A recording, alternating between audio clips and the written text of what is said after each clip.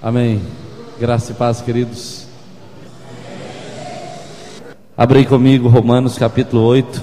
Romanos capítulo 8, versículo 26. Apenas uma partezinha desse capítulo, desse versículo, que diz assim: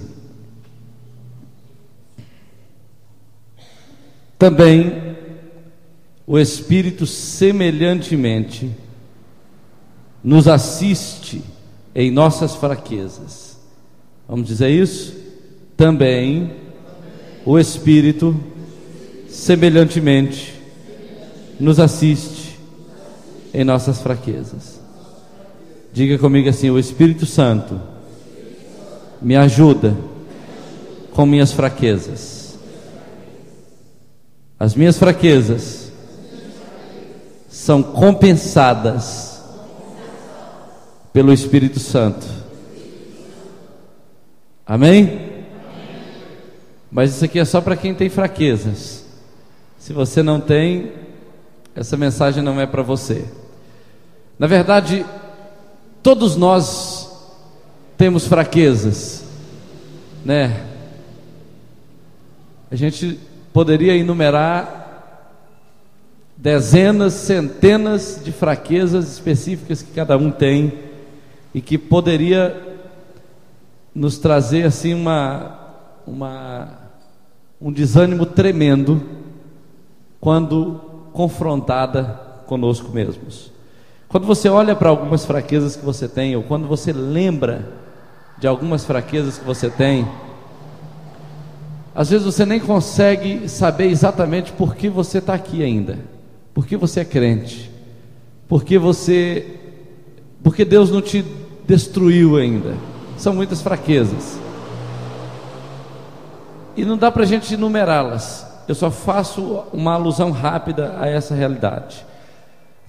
Em nossa totalidade, nós somos realmente fracos em algumas áreas da nossa vida. Por exemplo, os nossos propósitos, por mais nobres que eles são cheios de fraquezas perto daquilo que Deus tem para nós. Os nossos motivos. É interessante que, como seres humanos, a gente tem a habilidade de nos enganar a nós mesmos. Até quando a gente fala assim: não, a minha motivação não é bem esta, não é bem isso que eu estou querendo, eu fiz isso com essa e aquela intenção.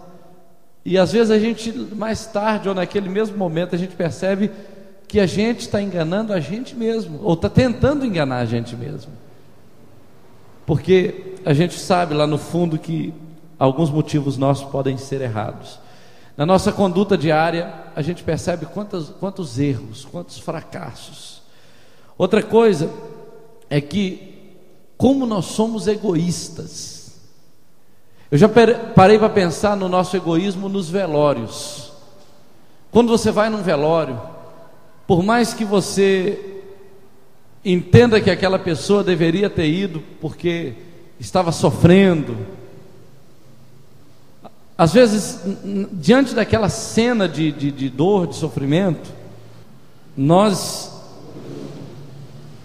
estamos preocupados com o que estamos sentindo, sofrendo a perda, querendo que a pessoa não tivesse morrido, sem considerar que para ela foi bom ter morrido, porque estava já idosa demais, estava com 90 e poucos anos, a doença era irreversível, mas a nossa necessidade de não perder aquela pessoa que amamos é tão grande que a gente desconsidera toda a necessidade daquela pessoa de partir para uma melhor vida, e aí a gente fica lá sofrendo e chorando e perguntando por que Deus e não sei o que e tal.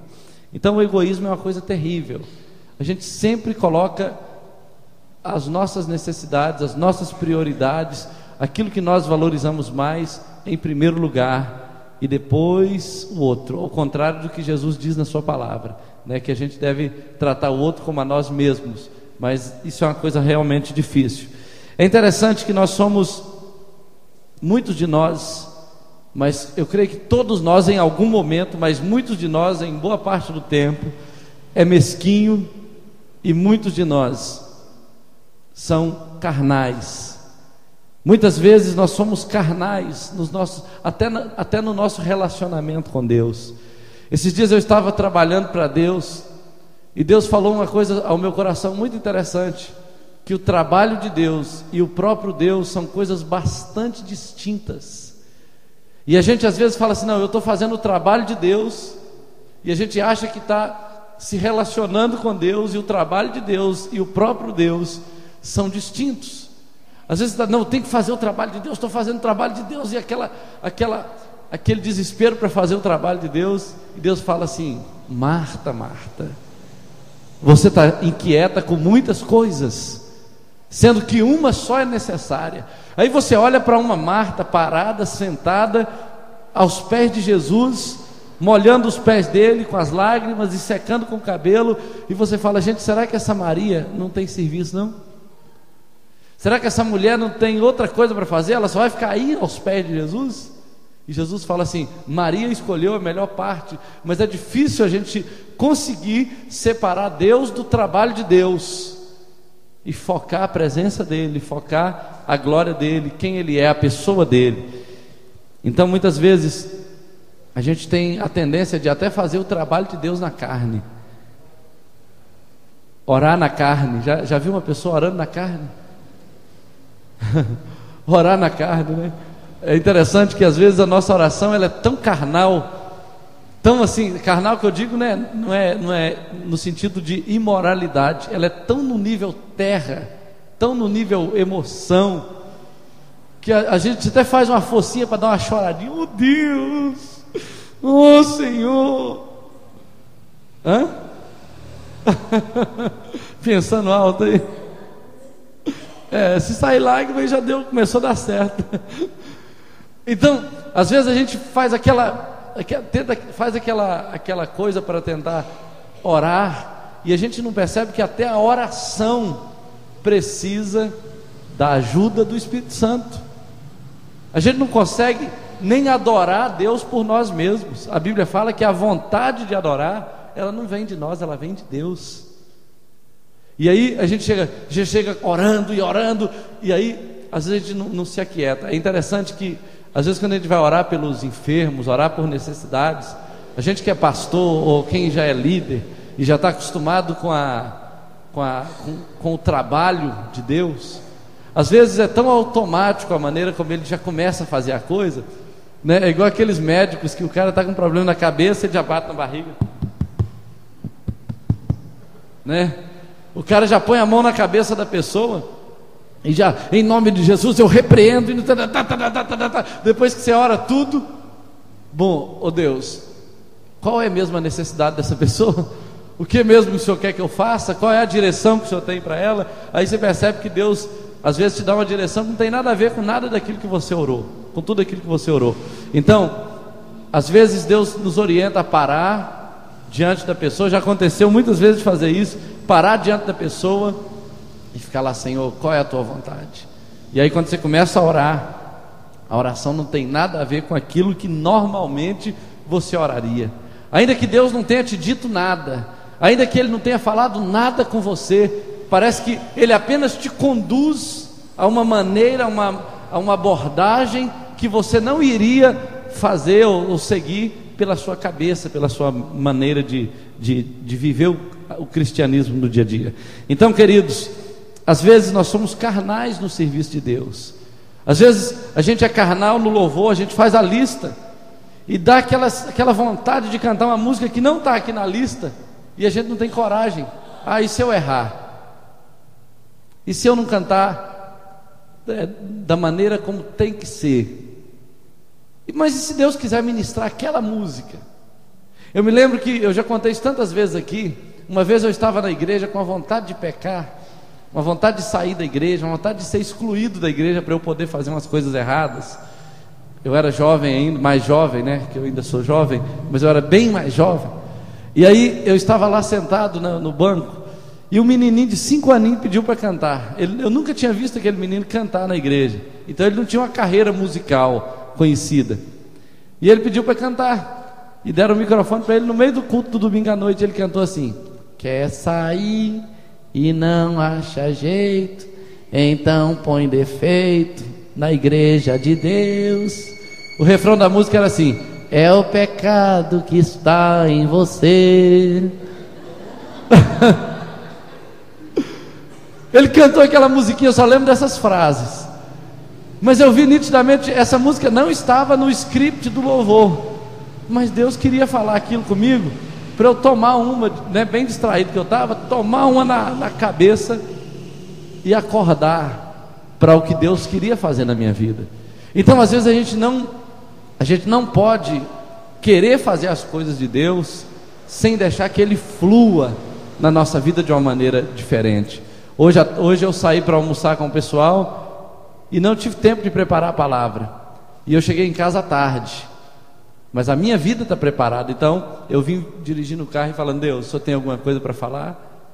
Uma frase, uma palavra qualquer? Porque se o Senhor quiser, eu sento lá, pego o texto, em 2 minutos eu preparo um esboço, mas eu não quero assim. O que o Senhor quer falar? E aí eu falei, aí Deus começou a falar alguma coisa no meu coração sobre o Espírito Santo. E aí eu falei: o que o Espírito Santo poderia me ensinar nessa noite? Aí o Senhor falou ao meu coração assim: Ele te ajuda nas suas fraquezas. Aí eu falei: tem um versículo sobre isso. E aí eu cheguei em casa, já fui em cima do versículo, e Deus começou a ministrar algumas coisas ao meu coração, que eu quero compartilhar com você aqui nessa noite. Normalmente nós nos ofendemos facilmente e achamos que estamos sempre certos. E o Espírito Santo às vezes nos leva a entender que nós estamos errados, e nós falamos: quem está errado agora é o Senhor, Espírito Santo, porque o que o fulano de tal fez, o que aconteceu, eu tenho todo o direito de estar ofendido, até que somos levados a um confronto, e o Espírito Santo nos trata, nos muda, nos transforma. Nós somos bons muitas vezes para arrumarmos desculpas, para fugirmos de certas responsabilidades que o Espírito Santo está querendo nos confiar. E isso tudo tem um trabalho do Espírito Santo para nos mover, para que as nossas fraquezas, todas essas fraquezas juntas, sejam tratadas, e apesar delas, Deus possa fazer sair de cada um de nós uma unção, uma graça, para que outras pessoas com as suas fraquezas possam ser tratadas, possam ser auxiliadas, possam ser ministradas através de nós e apesar de nós. Apesar de mim, apesar de você, Deus está usando a igreja para fazer a obra dele nessa terra, para transformar vidas e muitas outras coisas. Então eu perguntei a Deus, no meu coração, algumas coisas que eu poderia aprender com o Espírito Santo, que tinha a ver comigo, que eu recebia diariamente de Deus como auxílio, como ajuda, como ministração, como um trabalho do Espírito Santo na minha caminhada, porque eu queria falar para vocês hoje de alguma coisa que eu vivo, que eu experimento, que acontece comigo. E aí eu enumerei 4 coisas que são áreas da nossa vida nas quais diariamente o Espírito Santo nos auxilia. Diariamente Ele nos auxilia nessas áreas, e eu quero falar algumas delas. Em primeiro lugar, Ele nos ajuda em 2 áreas específicas, que na verdade são uma coisa só. Ele nos ajuda com o pecado e com a carne. São 2 áreas, queridos, é uma área que são 2 coisas dentro de uma área que é terrível no nosso dia a dia. Não tem nada que te perturba mais, que te atrasa mais, que amarra mais o seu crescimento do que a sua carne e do que os pecados que a sua carne gostam de abrigar diariamente. Você inevitavelmente é uma pessoa carnal.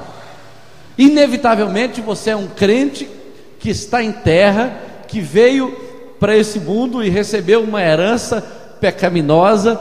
Você tem uma inclinação que te força diariamente para uma direção contrária à vontade de Deus. Você quer ir servir a Deus, você quer ser o melhor crente, você quer glorificar a Deus, você quer vencer o mundo e ter uma vida que marque essa geração, mas alguma coisa te arrasta para longe de Deus, te arrasta para longe de Deus.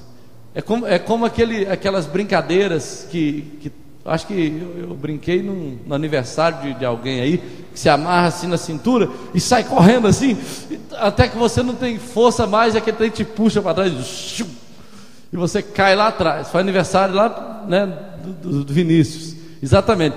Então você amarra um negócio na cintura e vai correndo com toda a sua força, até que você não tem mais força e você vai bater lá atrás, todo desconjuntado. O pecado é isso. E o pior, sabe o que é? A carne gosta do pecado. A carne vê algo que Deus detesta, algo que Deus abomina, e a carne quer o pecado, a carne deseja o pecado. E por outro lado, o seu espírito está lá: Senhor, eu quero a tua presença, Senhor, me dá vontade de orar, porque a semana de oração vai começar segunda-feira, agora dia 27. Eu quero marcar 1 hora por dia, quero orar de madrugada, ou sei lá qual horário do dia. Mas aí na hora dá uma preguiça, dá uma vontade de ficar debaixo da coberta, e aí eu não consigo ir. Por quê? Porque a sua carne não quer isso.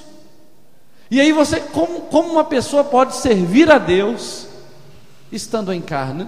Deus não podia arrancar essa carne da gente e fazer a gente virar espírito logo, e aí a gente não vai ter inclinação nenhuma para o mundo? Mas não, você serve a Deus sendo pecador, você serve a Deus tendo uma carne te arrastando, e aí você tem que exercer a vontade o tempo inteiro. Não, eu quero Deus, por isso eu vou dizer não para esse negócio. E aí no dia a dia, às vezes isso é muito difícil. Às vezes é muito difícil. O Espírito Santo vem nos ajudar, e uma das maneiras que o Espírito Santo nos ajuda é o confronto. É o confronto. O Espírito Santo, ele é uma pessoa sensível, ele é uma pessoa amorosa, mas quando ele nos confronta, queridos, não existe quem consegue resistir o confronto do Espírito Santo sem sentir vergonha, sem sentir pavor, sem sentir temor. E aí eu me lembro de uma história que eu fiz questão de relatar aqui, que foi a história de Davi.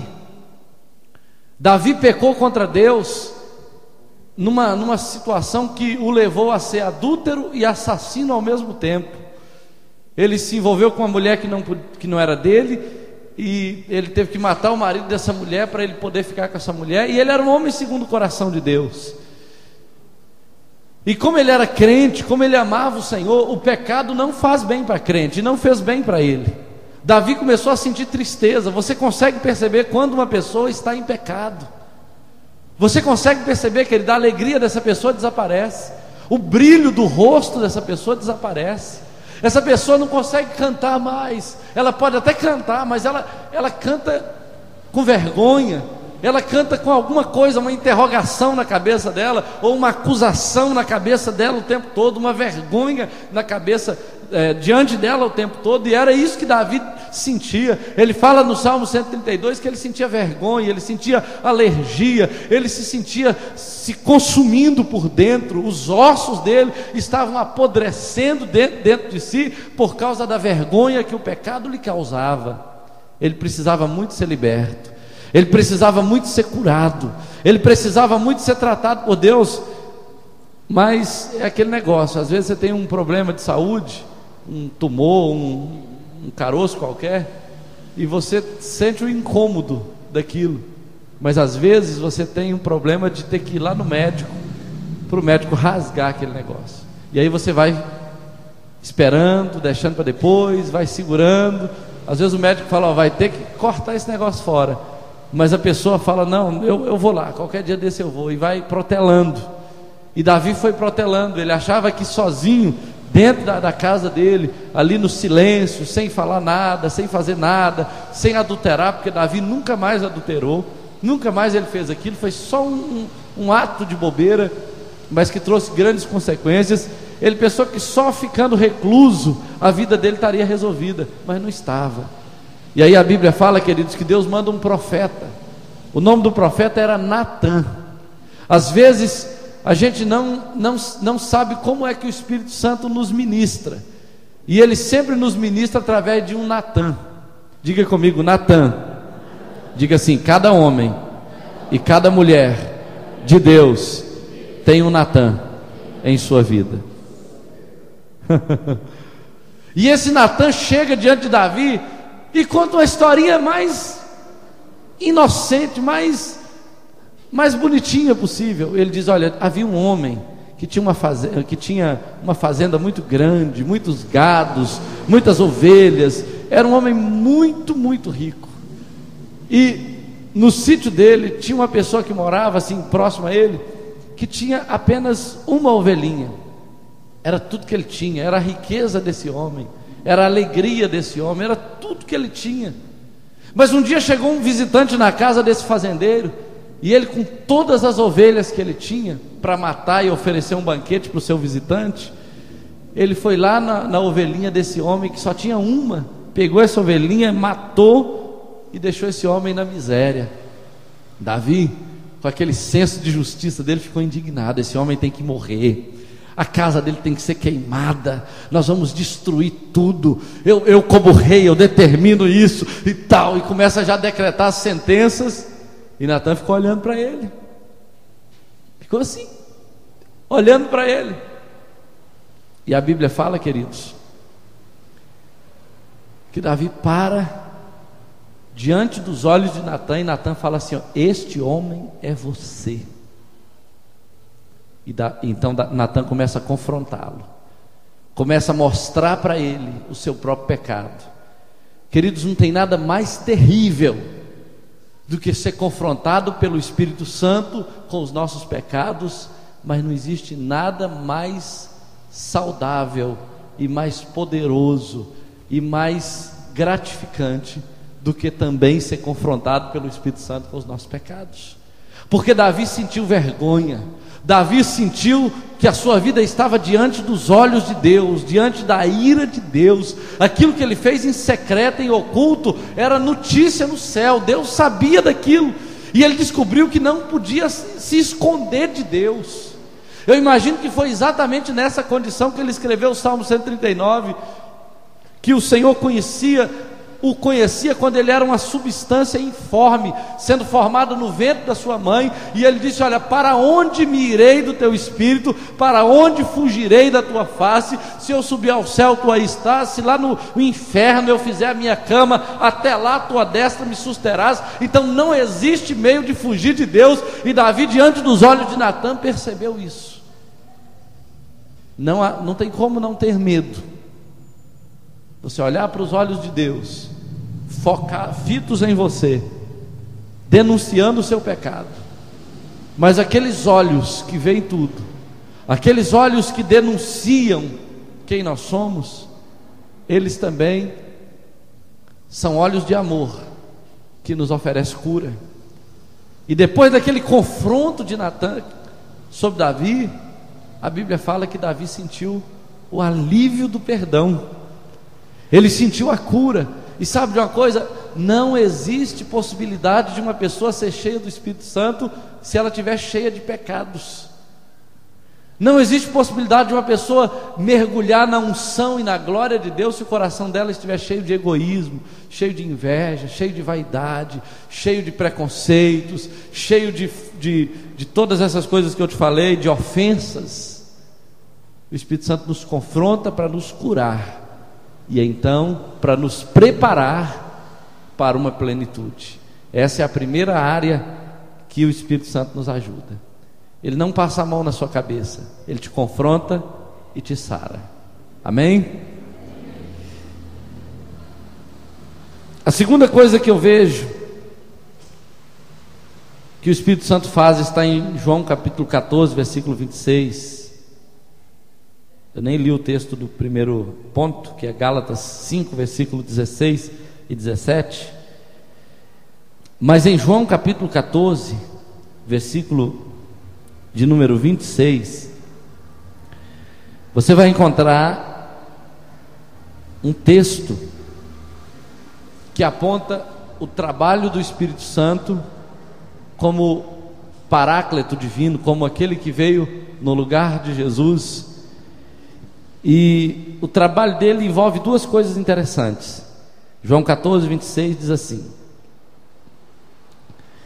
mas o Consolador, o Espírito Santo, a quem o Pai enviará em meu nome, esse vos ensinará todas as coisas e vos fará lembrar de tudo que vos tenho dito. Duas coisas interessantes. Ele nos ensina e recorda o ensino. O trabalho dele é ensinar e ajudar a recordar o que ele ensinou. E o que isso tem a ver com o auxílio do Espírito Santo em nossas fraquezas? Olha, todos nós, por mais inteligentes que somos, temos dificuldade de aprender corretamente. Coisa errada você não precisa ensinar. As pessoas pegam no ar. Concorda comigo? Coisa errada é muito fácil de aprender. Tem coisa errada que é até gostoso aprender. Sabe? A carne gosta disso. Você aprende numa facilidade. Você me fala aqui, qual é a escola do roubo, do fumo, do uso de droga? Onde existe uma escola, uma instituição que ensina as pessoas a cheirar cocaína, a usar crack, ou a prostituir, a adulterar? Onde tem uma escola de homossexualismo? Não existe. Não existe, porque são coisas que as pessoas aprendem naturalmente. Agora, o Espírito Santo, ele veio, quando Jesus o enviou, ele veio com um papel muito poderoso. O papel dele é nos ensinar todas as coisas. E quais são todas essas coisas que ele vem para nos ensinar? Ele vem nos ensinar todas as coisas que nos conduzirão à piedade, todas as coisas que nos aproximarão de Deus. O Espírito Santo necessariamente não tem a obrigação ou não tem a preocupação de te ensinar matemática, álgebra, de te ensinar biologia, filosofia. Ele pode te ensinar isso, porque ele tem poder para fazer isso. Ele pode ensinar todas as coisas, mas sabe algumas coisas que ele quer te ensinar? Ele vai te ensinar como ele ensinou Abraão a andar pela fé. E como ele vai fazer isso, vai depender de você. Se você for pessimista, ele vai ter uma maneira de trabalhar com você. Se você for imediatista, ele vai ter uma maneira de trabalhar com você. Se você for devagar demais, ele vai ter uma forma de trabalhar com você. Mas ele vai te conduzir de uma maneira que no futuro você se torne uma pessoa de fé. Quando você olha a história de Jacó, por exemplo, Jacó era uma pessoa que tinha a genética certa para ser um grande homem de Deus. Só que ele usou a genética dele de maneira errada. Ele usou quem ele era de maneira errada. Ele era um cara inteligente, pensava rápido, cheio de criatividade, valorizava algumas coisas. E ele então começou a querer passar a perna em todo mundo para ele crescer. E Deus falou assim: esse menino vai longe, mas ele vai me dar trabalho. Esse menino vai ser uma potência, mas eu vou ter que amassar ele direito. Então você vai ver um outro que estava com ele, que era o irmão dele, Esaú, que tinha tinha direito à mesma herança, à mesma promessa. Mas você vai ver o seguinte: Abraão andou com o Senhor cerca de 25 anos para receber a promessa, e Esaú estava com fome. Ele estava sentindo fome, e porque ele achava que ia morrer naquele dia, porque ele estava tendo um pouquinho de dificuldade, ele falou: para quem vai morrer mesmo? O que vale essa herança que eu tenho? E ele banalizou a herança. Mas Jacó queria tanta herança que ele até cometia um pecado, ele até fazia uma coisa errada para ter aquilo que ele queria. Tem gente que é assim. Tem gente que faz uma coisa errada para ter uma coisa boa.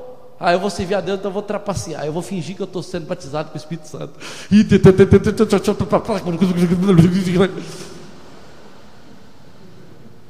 Pode ser que isso aconteça. A pessoa quer tanto uma coisa que ela finge que está tendo aquilo. Está todo mundo contando uma benção, eu vou contar uma também. É mentira, mas ninguém sabe. Irmãos, eu estava vindo ali, apareceu um anjo para mim de 2 metros de altura, e ele falou comigo assim: meu servo. As pessoas às vezes elas querem isso, e aí o Espírito Santo tem que nos ensinar. Ele tem que nos ensinar a ser equilibrados. Ele vai nos ensinar, queridos, a amar. Tem gente que não sabe amar. Ele acha que sabe amar, mas qual é o padrão de amor de Deus? Nós vamos falar disso. mas o padrão de Deus é diferente do nosso. Ele vai nos ensinar. Quer ver uma coisa que o Espírito Santo precisa nos ensinar, e ele tem trabalho, tem dificuldade de nos ensinar, porque a gente é muito difícil? Relacionamento. Pensa num trem difícil. Eu imagino que isso é o que dá mais trabalho para o Espírito Santo. As pessoas mudam de igreja por causa de uma pessoa, elas ficam com raiva, elas pecam, elas fazem orações carnais por causa daquilo que alguém fez. Olha, Senhor, eu vou falar sério com o Senhor hoje, viu? Se o Senhor não tratar com fulano de tal, eu não piso mais naquela igreja, né? Eu estou ofendido, não sei quem não tem o direito de fazer isso. Aí quando você começa a ouvir a voz do Espírito Santo, o Espírito Santo fala assim: você está errado. E todo demônio também vai saindo em nome de Jesus, até essa pessoa descobrir que é o Espírito Santo que está ministrando. O Espírito Santo vem nos ensinar, queridos, que no reino de Deus, para você se relacionar, você precisa saber que a pessoa mais importante não é você. Você não é o mais importante. O mais importante é quem está perto de você. A pessoa mais importante dessa igreja está do seu lado. Sabia disso? A pessoa mais importante desta igreja está pertinho de você, mas não é você. E quando você começa a entender isso, e a Bíblia fala que esse é o caminho de você tratar o outro com honra. Quando você começa a entender isso, que o seu irmão é muito importante, que ele transporta a presença de Deus, que ele é um canal de Deus para te abençoar, você começa a honrar essa pessoa, você pode ter certeza que as coisas mudam. E não é só aqui na igreja não. A pessoa mais importante em todos os contextos nunca é você. A gente só se ofende porque a gente acha que a gente está num nível muito elevado para ser tratado da maneira que estamos sendo tratados. E quando você então começa a chorar, começa a sofrer, começa a padecer por uma dificuldade qualquer, aí o Espírito Santo começa a ministrar: olha, perdoa. Por que o Espírito Santo manda você perdoar? Para você aprender que aquela pessoa merece perdão, que aquela pessoa é tão importante que ela merece o seu perdão. E aí ele nos ensina isso também dentro do casamento. No casamento a gente aprende isso direto, porque todas as brigas acontecem porque a gente sempre está certo. Você quer saber quem é a pessoa certa de uma casa? Você vai perceber no dia a dia, nos conflitos que existem, quando essa pessoa ela não para de falar. Essa pessoa é a pessoa mais importante. E ela então está brigando, ela está insistindo, ela está falando, fazendo valer a opinião dela, batendo o pé. Essa pessoa, quando ela parar para ouvir a voz do Espírito Santo, ela vai entender que ela não está tratando o outro em honra, que ela não está tendo o outro em honra. Aí essa pessoa que está ofendida, que está revoltada, que se sente no direito até de chutar o pau da barraca, se ela parar para ouvir o Espírito Santo vai falar assim: olha, você deve voltar lá e dizer que você está errado, e que você está arrependido do que fez. E quando você começa a agir pelo Espírito Santo dessa maneira, a pessoa que ouve você, que percebe você, pode ser que ela não acredite na hora, mas vai chegar um momento que ela vai mudar. Ela vai começar a se render, ela vai começar a se submeter, ela vai começar a entender que você é um homem de Deus, que você é uma mulher de Deus, porque o que você está fazendo, você não faria naturalmente se não estivesse sendo guiado pelo Espírito Santo. Então, o Espírito Santo, ele quer te ensinar todas as coisas. Ele quer te ensinar a ser o menor para você se tornar grande. Ele quer te ensinar a estar por baixo para você se destacar por cima.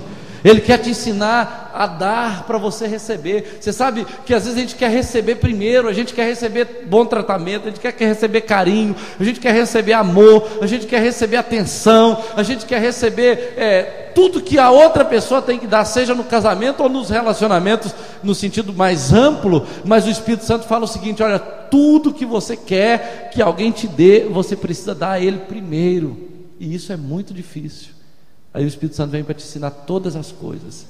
Ele vem te ensinando, querido, a ser fiel no dízimo, na oferta. Ele vai te ensinando a ter uma vida de oração. Ele vai te ensinando a ser um discípulo, depois a ser um discipulador, a ganhar vidas para Jesus. Ele quer te ensinar todas as coisas para no final da história você se tornar como Jacó se tornou. No final da história, Jacó era uma pessoa tão abençoada que a Bíblia diz que a pessoa mais importante do mundo, que era Faraó, recebeu Jacó em sua casa, em seu palácio, e a Bíblia diz que ele abaixou a cabeça para que Jacó estendesse a mão e abençoasse.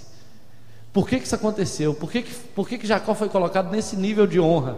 Sabe por quê? Porque ao longo da caminhada com Deus, ele foi sendo quebrado, ele foi sendo treinado. As lutas que ele passou, as crises que ele enfrentou, todas as dificuldades que ele viveu, treinaram Jacó para ele deixar de ser um trapaceiro e se tornar um homem de Deus, sabe? E isso é o que Deus quer fazer conosco em todos os níveis de relacionamento. Ele quer nos ensinar todas as coisas, até mesmo as coisas difíceis da Bíblia. Ele vai te ensinando, ele vai te ensinando. E o que Deus quer, na verdade, não é formar cérebros.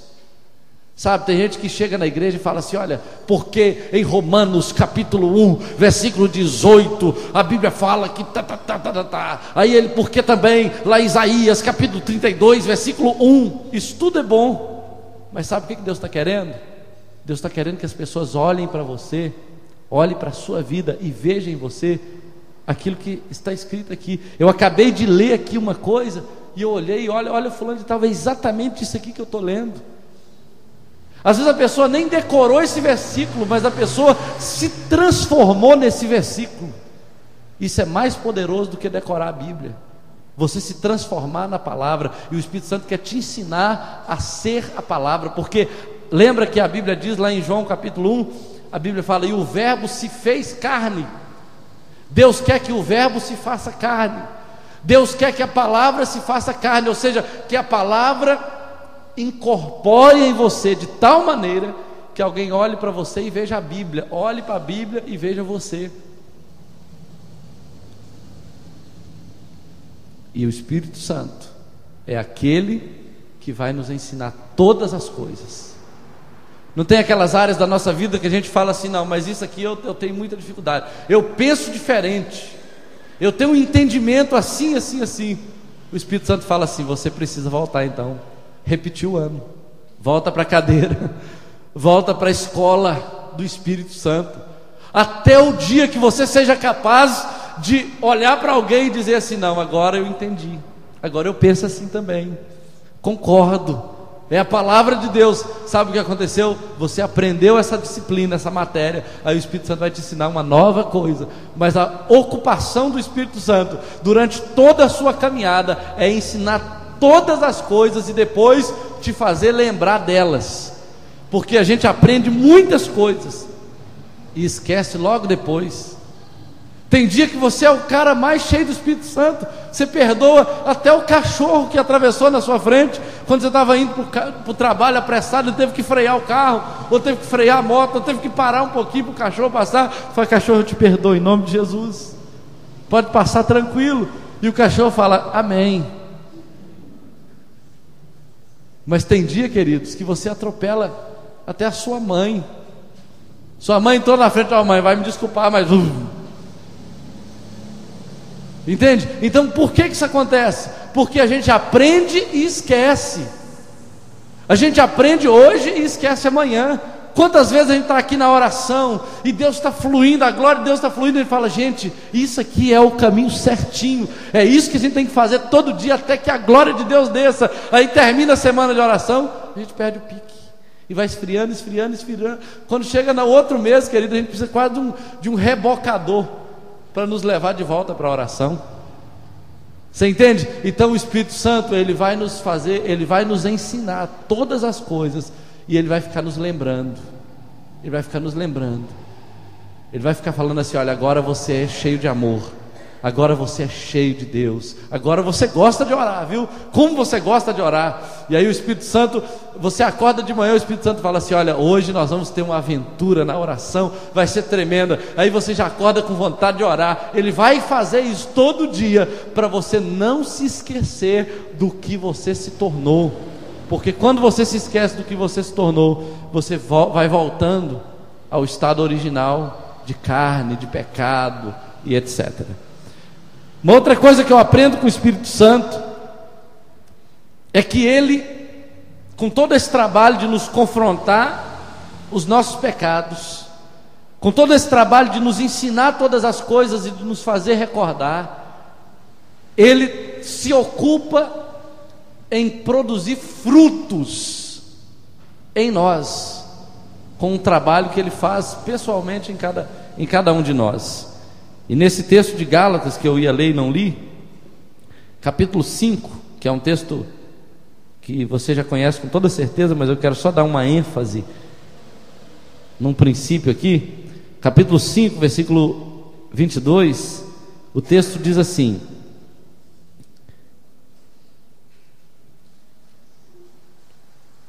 mas o fruto do Espírito é amor, alegria, longanimidade, benignidade, bondade, fidelidade. E aí vai uma lista, mas o fruto do Espírito é. Qual é o fruto do Espírito? Qual é a evidência da presença do Espírito? O Espírito Santo confrontou os meus pecados. O Espírito Santo me ensinou e me fez guardar todas as coisas. Então, qual é o fruto desse trabalho do Espírito? Onde ele vai chegar com esse trabalho? Ele vai começar a produzir amor, que não é meu, que não é meu. Uma vez eu estava na casa de uma pessoa, e essa pessoa falou comigo assim, não aqui em Viçosa, foi em outra cidade. E essa pessoa falou comigo assim: olha, eu até tento ir na igreja, mas eu chego na igreja, toda vez que eu vou à igreja, o pastor está falando desse negócio de missões. Eu quero lá saber de quem está passando fome, quem está morrendo, quem está indo para o inferno, lá não sei aonde. Eu quero uma coisa que me alimente aqui agora. Eu fui à igreja e eu quero receber alguma coisa ali, mas toda vez que eu vou lá ele está falando isso, eu não volto mais na igreja. Falou isso comigo. Só que quando o Espírito Santo está fazendo esse trabalho em nós, o fruto dele que se vê nas pessoas é amor. Então, quando eu não vejo amor numa pessoa, eu não posso dizer que eu estou vendo o Espírito Santo. Entende? Quando eu não vejo amor numa pessoa, eu não posso dizer que essa pessoa está cheia do Espírito Santo. Ela está cheia de quê se não tem amor? Como o Espírito Santo pode me encher e eu continuar não me preocupando com os perdidos? Que é uma das primeiras preocupações de Deus. Você sabia que Deus nem está preocupado se você vai morrer hoje ou amanhã? Para Deus, inclusive, se você morresse hoje, seria até bom. Ele ficaria feliz em te receber lá. Ele só não quer que você morra ainda por causa da sua utilidade para os perdidos. Mas tirando isso, olha, imagina que você viva mais 30 anos e fique muito mais rico do que é. Isso não vai fazer diferença nenhuma, porque no céu você já é multimilionário. Então, o que vai fazer? Por exemplo, tudo que você juntar de ouro aqui na terra, ouro mesmo, no céu, se você conseguisse levar para o céu, Deus falaria assim: leva lá para a fábrica de asfalto, porque aqui a gente usa ouro no asfalto. Não serviria para você. Você entende? Então, para Deus, os perdidos é que tem valor, e Ele só não te leva de uma vez para o céu por causa dos perdidos. Então, o fruto do Espírito, a Bíblia diz que é amor. Se eu estou cheio do Espírito Santo, eu estou frutificando amor. A Bíblia diz que é alegria. Eu não consigo, a Luciane sabe disso como minha esposa, eu não consigo aceitar. Eu entendo que as pessoas adoecem de vez em quando por várias circunstâncias, mas eu não consigo aceitar a depressão, o desânimo, a coisa como sendo algo que tem que ser aceito como uma coisa assim normal nas pessoas, por mais que a medicina diga isso. A Bíblia diz que o fruto do Espírito é a alegria. Diante de Deus até a tristeza salta de alegria. Então eu posso acordar de manhã muito triste, no meio do dia alguma coisa pode me acontecer que e plantar uma tristeza muito grande no meu coração. O diabo, o inferno, o mundo, algum problema familiar pode tentar me entristecer do jeito que for, e eu posso até ficar triste por um momento, mas a Bíblia diz que o fruto do Espírito é alegria. Sabe o que vai acontecer? Quando eu assimilar a tristeza, quando a tristeza assentar no meu coração para me matar, o Espírito Santo vem e me alegra na hora, com toda certeza. E aí eu posso fazer o seguinte, eu posso fazer como o próprio profeta Abacuque fez. Ele fala assim: olha, ainda que a figueira não floresça, não haja fruto na vide, os animais sejam arrebatados do curral como é que é? Não haja, eu esqueci a sequência dos eventos, e no curral não haja gado, a Bíblia diz: todavia eu me alegrarei no Senhor. Isso mostra o seguinte: a minha alegria não depende das coisas estarem tudo corretamente bem. Eu vou me alegrar em qualquer circunstância. Sabe quem consegue fazer isso? O Espírito Santo em nós. E aí, essa alegria não é emocional. É natural você se alegrar quando tudo está certo, mas se alegrar quando tudo está errado, você só consegue se estiver cheio do Espírito Santo. Aí alguém vai olhar para você e falar: gente, mas por que você está cantando? Por que você está em paz? Por que você está tão bem assim? Você fala: olha, eu não consigo entender. Isso só pode ser um trabalho do Espírito Santo. É como aquela história que eu contei para vocês do homem que chegou louco na igreja, lá na Coreia do Sul. Ele chegou louco, amarrado. Na hora da pregação, o David Angshuk estava ministrando e ele disse: olha, tudo que você precisa para se libertar está dentro de você. Deus já plantou em você, é só você reagir. E aí esse homem recebeu a palavra. Na hora da oferta para a construção do templo, ele falou assim: pode colocar meu nome aí, eu vou dar $100.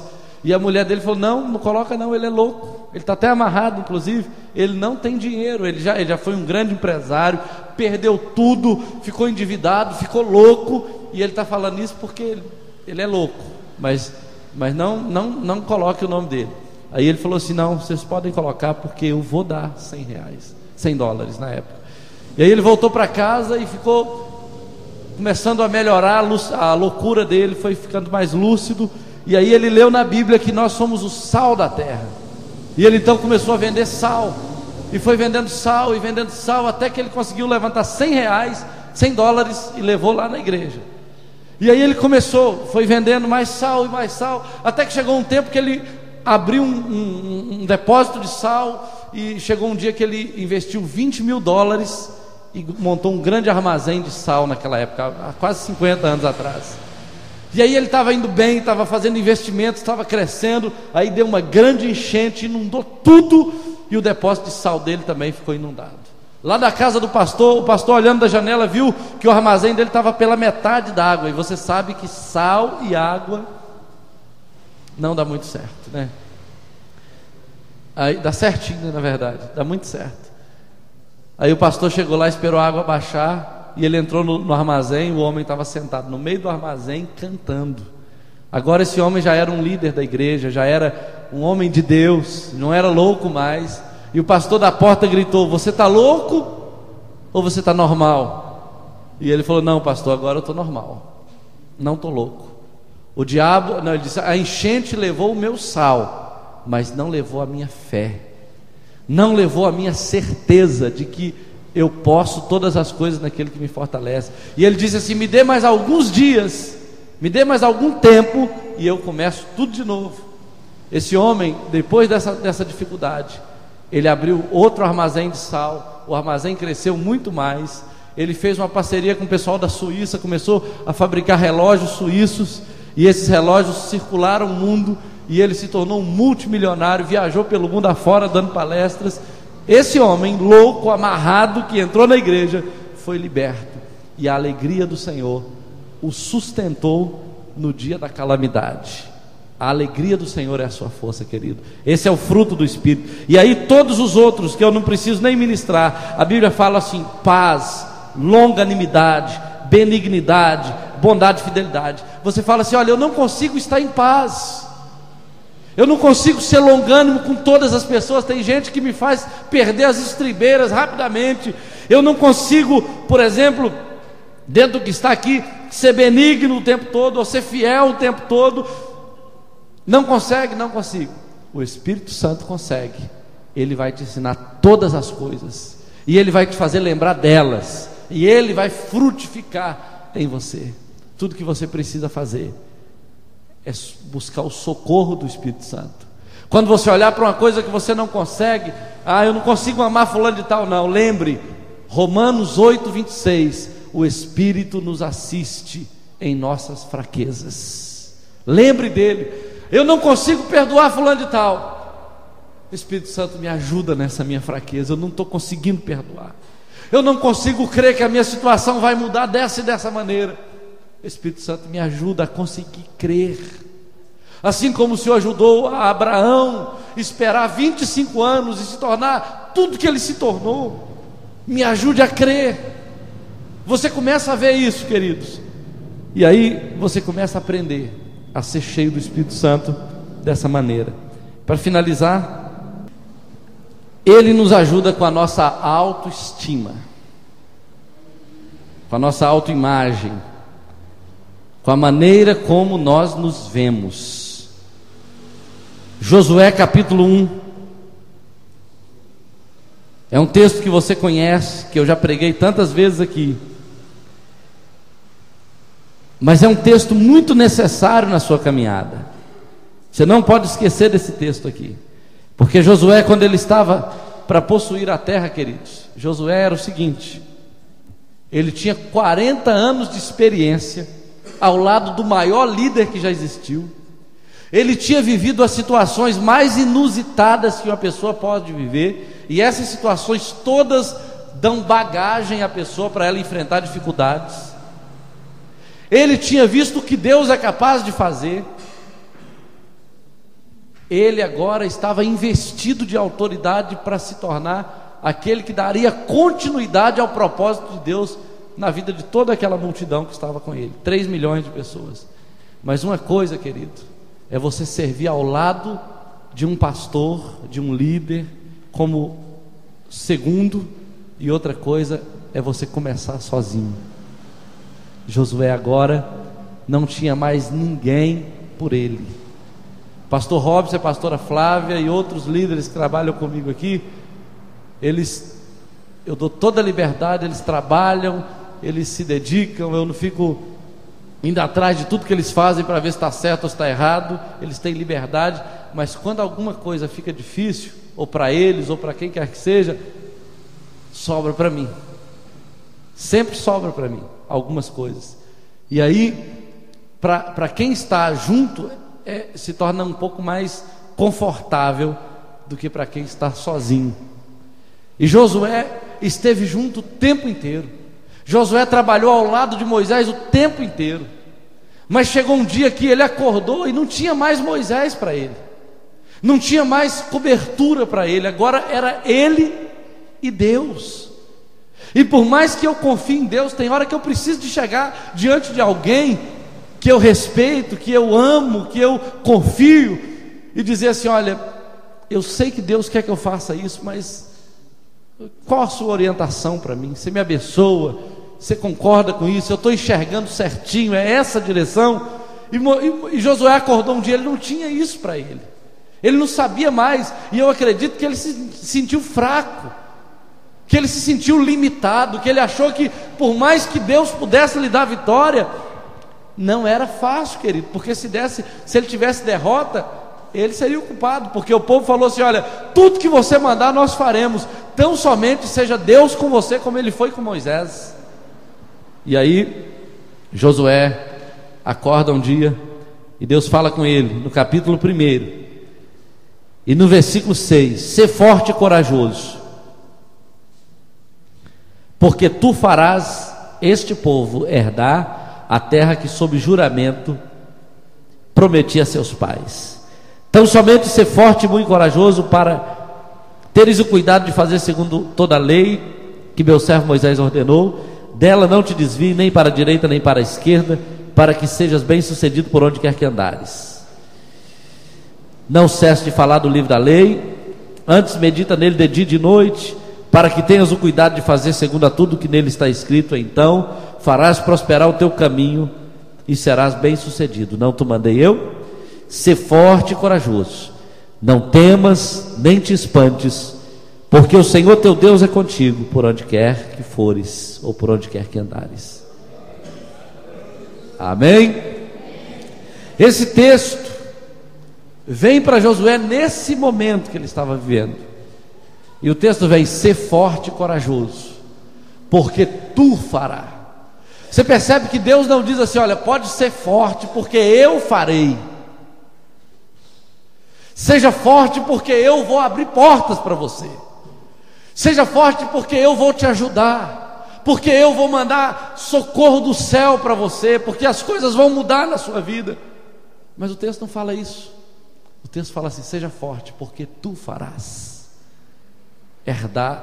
este povo herdar tudo que sob juramento prometia a Moisés. Sabe de uma coisa, queridos? Tem hora que Deus tira o corpo dele fora para você encarar o problema pessoalmente, mas ele está na retaguarda para te ajudar. Você não está vendo, você não vê a presença dele no texto. Davi não viu anjos em volta dele falando assim: vai lá Davi, manda pedra, Davi, eu sou contigo aqui. E aquele escudo em volta dele, ele não viu nada. Não tinha fundo musical, não tinha trilha sonora, não tinha câmera filmando, não tinha não. Davi estava sozinho, o exército de Israel estava escondido atrás da pedra, num silêncio total, porque a perda de Davi ali seria a perda da nação toda, sabe? E Josué também não viu câmera, não deu entrevista no dia. Ele acordou, e aí o Senhor falou: seja forte, porque tu farás. Você crê que você pode isso? Você crê que você pode sustentar seu casamento? Você crê que você é capaz de prosperar com toda a dificuldade que você está passando? Você crê que você vai começar a fazer coisas acertadas e ter resultados diferentes do que você teve até agora? Você crê que você é capaz de ir muito além do que você já tem ido até agora? Você crê que você pode ir muito mais longe? Você crê? Deus fala assim: seja forte e corajoso. Sabe por quê? No reino de Deus, fracos e medrosos não são capazes de enfrentar as muralhas que Jericó tinha, e por isso não tem vitória. O Espírito Santo, queridos, ele derruba a muralha, mas você tem que ser forte para ficar na frente dela. O Espírito Santo, ele derruba os gigantes, mas você tem que ser corajoso para jogar a pedra. O Espírito Santo, ele abre o mar, mas você tem que ser homem e mulher para descer a vara no mar. Porque o Espírito Santo só faz aquilo que você movimenta para ele fazer. Tem gente que fala assim: eu vou ficar quietinho aqui dentro da minha casa, debaixo da coberta, e eu tenho certeza que Deus vai agir por mim. Deus vai falar comigo, eu não vou lá para a oração, eu não vou sair daí dessa cadeira e vir aqui na frente quando o pastor chamar, porque se Deus quiser ele fala comigo lá atrás. Se ele quiser ele fala, mas ele não quer. Ele quer que você venha aqui. Sabe por quê?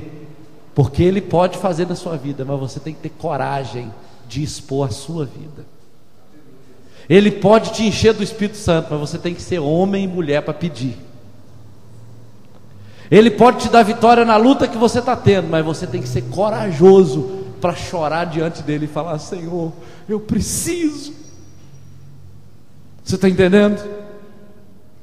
Ele te ajuda na sua fraqueza, mas você tem que dizer que é fraco. Você tem que admitir que está fraco. Tem que chegar diante dele e falar: Senhor, eu não estou dando conta, Senhor, eu preciso da tua ajuda, me toca, me renova, me fortalece. Aí ele te enche de poder. Sabe o que aconteceu, queridos? No dia dessa batalha aqui, a Bíblia diz que Josué levantou de madrugada, ou no fim da tarde, se não me engano, e ele saiu sozinho, porque homem de Deus e mulher de Deus, pessoas que Deus vai usar para fazer diferença na terra, antes do grito da multidão, eles já estão lá sozinhos, preparados para derrubar a muralha sozinho, se for necessário, para enfrentar todos os gigantes sozinhos, se for necessário. E esse homem se levantou e foi, e a Bíblia diz que ele estava sozinho com Deus, e aparece um homem grande com uma espada desnuda nas mãos, e ele olha para aquele homem, puxa a espada dele e fala assim: você é nosso ou você é dos nossos inimigos? E ele ficou preparado para esperar a espada vir em sua direção, e aquele homem falou assim: não, eu sou membro do exército do Deus vivo, eu sou um oficial no exército do Deus vivo, e eu acabo de chegar para lhe ajudar. Você vai ver isso na sua vida, queridos, quando você falar: eu estou pronto, Senhor, se o Senhor quer me usar, eu estou pronto, minha casa está aberta para uma célula, eu estou disposto a participar de treinamento no Tadel, eu vou colocar meu nome nesse relógio de oração. Senhor, o Senhor pode contar comigo no discipulado, eu vou discipular, eu aceito ser discipulado, eu estou pronto para mergulhar nessa visão. O Senhor pode fazer o que o Senhor quiser de mim, porque daqui para frente eu sou homem, eu sou forte, eu sou corajoso, eu não vou ficar ouvindo opiniões de outros, eu não vou ficar escutando fofocas de outros, ou pessimismo de outros. Eu estou pronto para fazer a tua vontade, pode fazer comigo o que o Senhor quiser. Aí Deus manda o general dele, direto dos exércitos do Senhor, para pelejar em teu favor. Aí você vai ver sua família convertendo, aí você vai ver portas se abrindo, aí você vai ver milagres acontecendo. A Bíblia fala em Isaías: você vai ver os montes cantando, você vai ver as árvores batendo palma, você vai ver a natureza celebrando a sua vitória, porque você agora, embora fosse fraco, agora você tem a ajuda do Espírito Santo na sua fraqueza. E uma pessoa fraca, uma pessoa que não serviria para nada, com a ajuda do Espírito Santo, ela se torna forte. E é isso que o Espírito Santo fala: diga ao fraco, eu sou forte. Como um fraco se torna forte? Quando o Espírito Santo o ajuda nas suas fraquezas. Só assim. Aleluia, Jesus. Feche seus olhos nesse momento. Eu não sei se existem pecados nessa noite que o Espírito Santo confrontou em sua vida.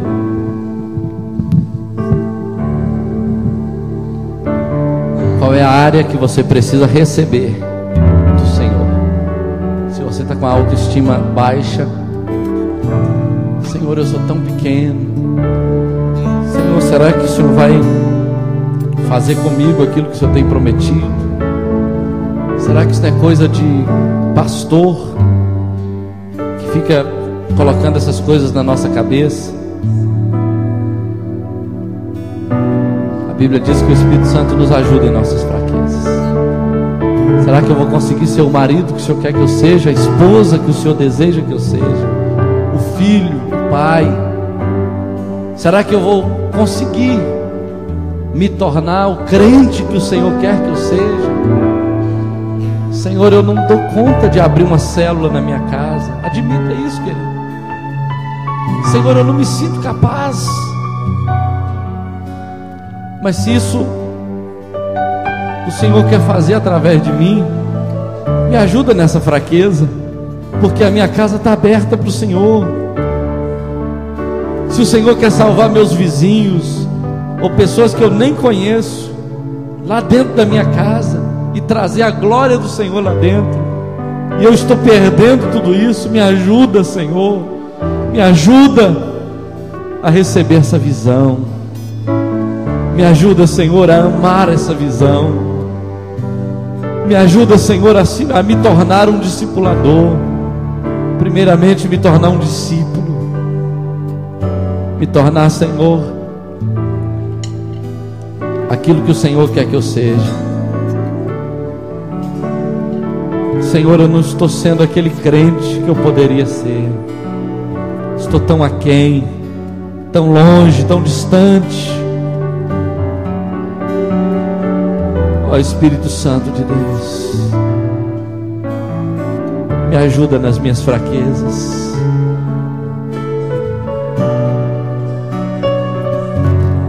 Me ajuda nas minhas fraquezas. Espírito Santo, porque não sabemos orar como convém, mas o mesmo Espírito nos assiste em nossas fraquezas,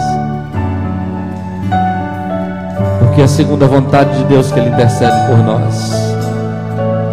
Com gemidos inexprimíveis Ele intercede. Tem uma música